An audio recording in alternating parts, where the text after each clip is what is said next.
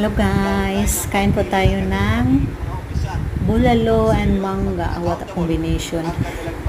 Ang asim ng mangga, akala ko hinog. Sobrang asim, kulang sa ano. Hindi pa siya, parang alanganin ng paghinog. Hindi pa yun ano. Kaya ang asim, hindi pa pala yung maasim sobra. At may pinaniniwalaan na sila na panig o side nakakampihan.